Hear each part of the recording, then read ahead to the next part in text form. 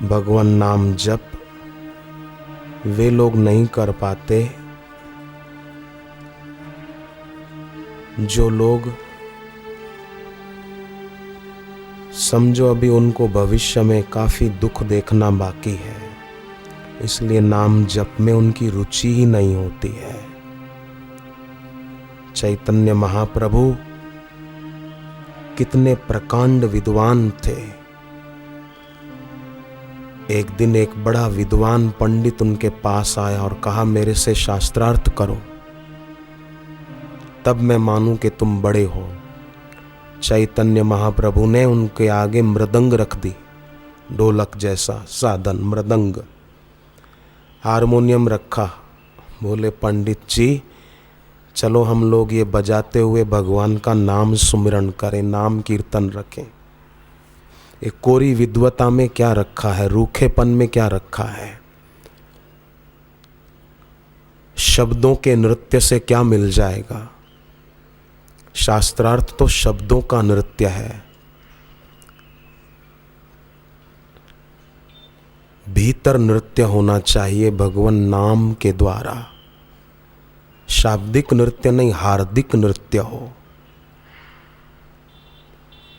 चैतन्य महाप्रभु का भगवत प्रेम और प्रीति देखकर वो विद्वान पिघल गए और चैतन्य महाप्रभु के प्रेमी भक्त जैसे बन गए।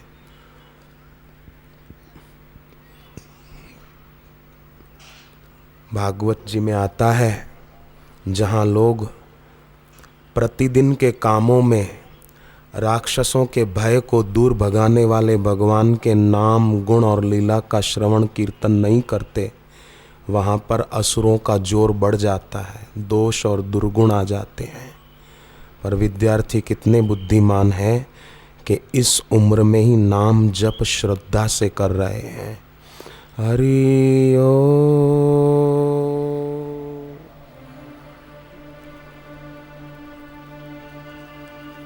चलते चलते भी भगवान नाम जप की आदत डालनी चाहिए। बैठे हों तो गपशप न करके हरि हरि ओम नमो नारायणाय। एक लड़की थी, आज दोपहर को मुझे मिली एक बहन कन्या, वो मैंने देखा था आज से कुछ साल पहले, उसको वो चल नहीं पाती थी।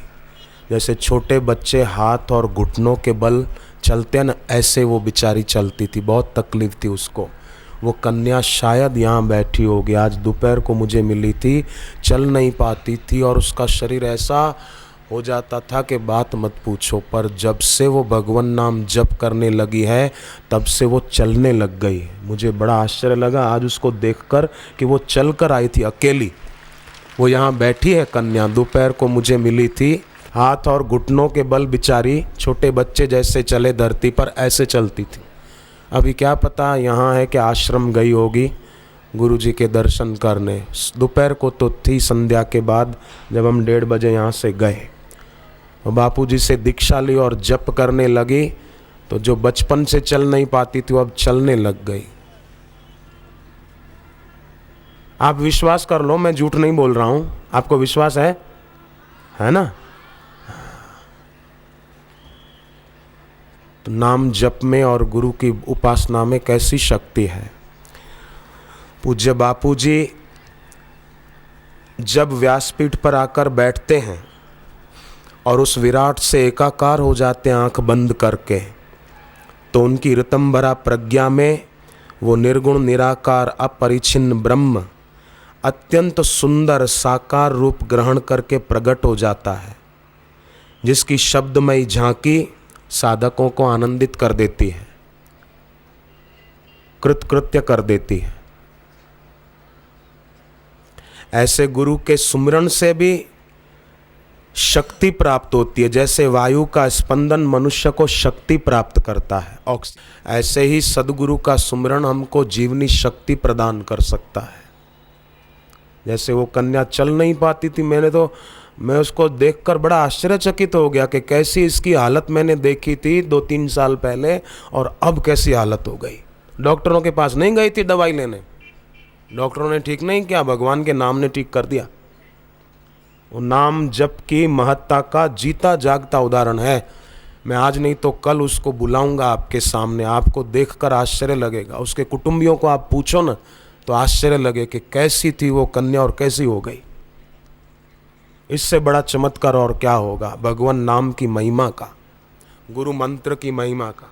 बापूजी की जीभ पर विराजमान सरस्वती मानो सत्संग के समय गदगद होकर नृत्य करती है। जब बापूजी भगवान नाम सुनाते हैं तो मानो सरस्वती माता भी राजी राजी हो जाती है। और अपनी नित्य नई नृत्य कला बापू सत्संग में कीर्तन कराते हैं जब पहले और आखिरी में, तो अपनी कला से उपस्थित जिज्ञासुओं को अपने प्रेम पाश में बांध लेते हैं। बापूजी की अनुभूति प्रसूत वाणी से जब शास्त्र और सिद्धांत का प्रतिपादन होता है तब बड़े बड़े संत, साहित्यकार और विद्वान भी चकित हो जाते हैं कि बापू के चिंतन में तत्व की गंभीरता, भाव की सरसता का अद्भुत सम्मिश्रण है। कई लोग प्रवचन करते हैं बड़ा विद्वता भरा, पर सुनने वाला कपड़े झाड़ के चलते बनता है। और बापू जी की वाणी सुनते हैं लोग तो घंटों भर पहले से बैठे रहते हैं और बाद में भी जाने का मन नहीं होता, शांति से बैठे रहते हैं। विद्यार्थियों को पता है कि हिमालय पे शीतलता होती है कि नहीं होती? ठंडक होती है ना हिमालय में? नहीं होती?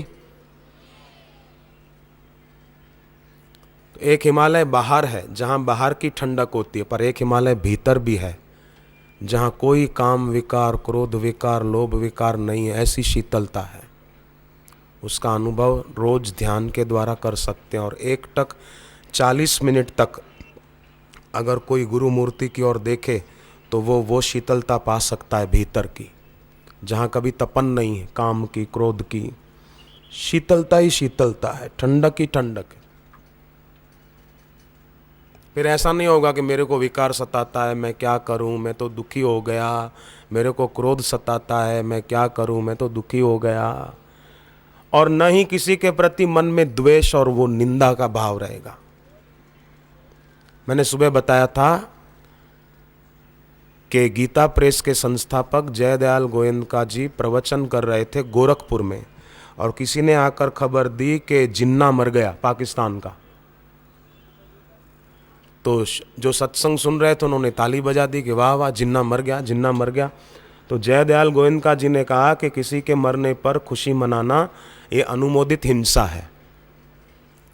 एक कृत हिंसा होती है, खुद करते हैं हिंसा, मार काट, लड़ाई झगड़ा। दूसरी होती है कारित हिंसा, किसी से करवाते हैं पैसे देकर, रिश्वत देकर।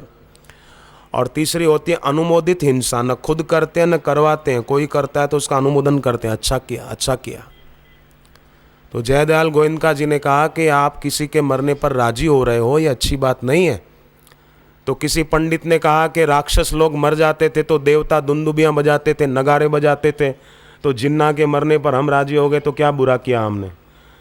देवता भी तो दुंदुबियां बजाते हैं राक्षसों के मरने पर। तो जयदयाल गोयनका जी ने कहा कि वो देवता बजा सकते हैं, महात्मा लोग नहीं बजाते, संत ताली नहीं बजाते, किसी के मरने पर संत राजी नहीं होंगे।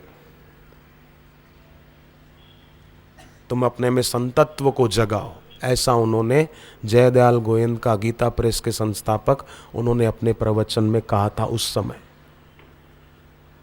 कैसी बढ़िया बात है।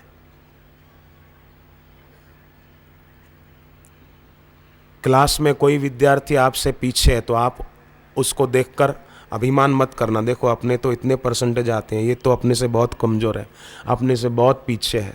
ऐसा अभिमान न करके बल्कि उसको मदद की जाए, उसको भी याद शक्ति बढ़ाने के उपाय बताए जाएं, उसको सारस्वत मंत्र की महिमा बताई जाए, और उसको भी कभी विद्यार्थी शिविर में लाया जाए और सारस्वत मंत्र दिलाया जाए, तो कितना अच्छा होगा। एक बहन है, बाल संस्कार केंद्र चलाती है गुजरात में, सूरत से आगे किला पारड़ी एक जगह का नाम है वहाँ पर।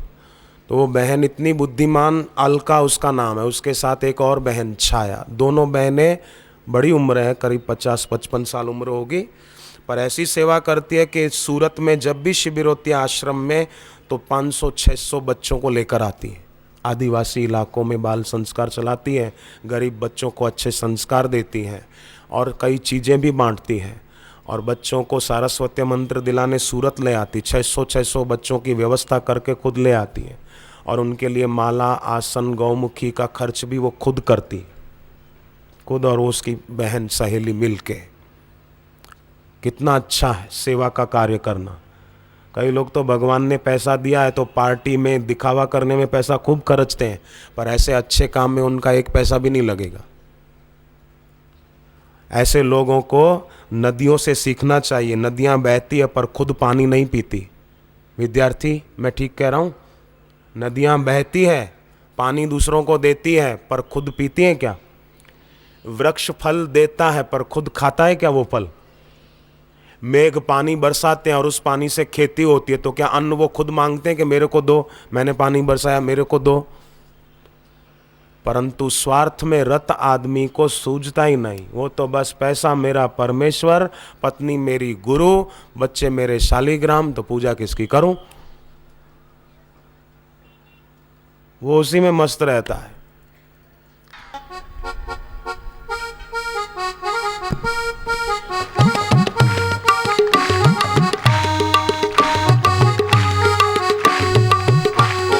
कीर्ति दयाळु, कीर्ति कृपाळु, कीर्ति उदार तू माझा गुरुदेवा, माझा कीर्ति दयाळु, कीर्ति कृपाळु, कीर्ति उदार तू माझा गुरुदेवा, माझा गुरुदेवा। कीर्ति मायाळु, कीर्ति प्रेमाळु, कीर्ति दिलदार तू माझा गुरुदेवा, माझा गुरुदेवा।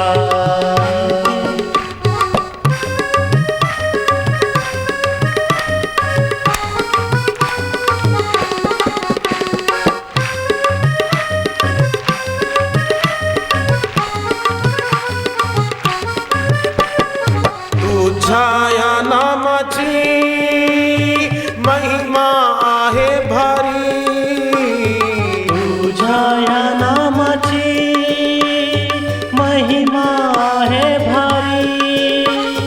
ऐकून हे तुझे नाम आलो तुझ्या दारी, ऐकून हे तुझे नाम आलो तुझ्या दारी। दिसते निसार सर्व संसार, कर मला भवभार तू माझा गुरुदेवा, माझा गुरुदेवा। दिसते निसार सर्व संसार, कर मला भवभार तू माझा गुरुदेवा, माझा गुरुदेवा।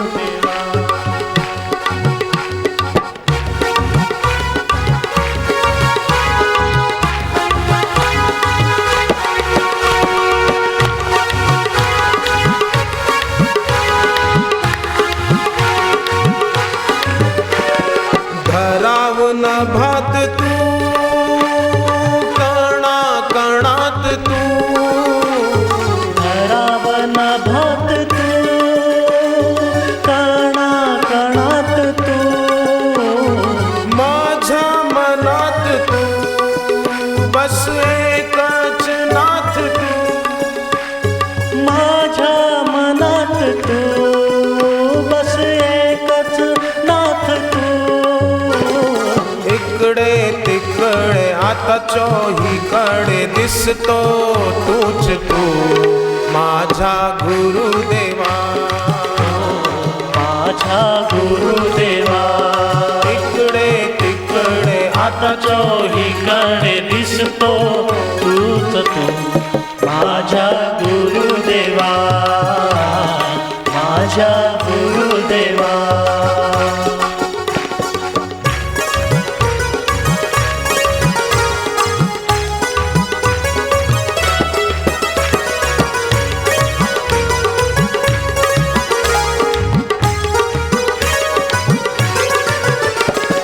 ध्यान ध्यान मला काही नाही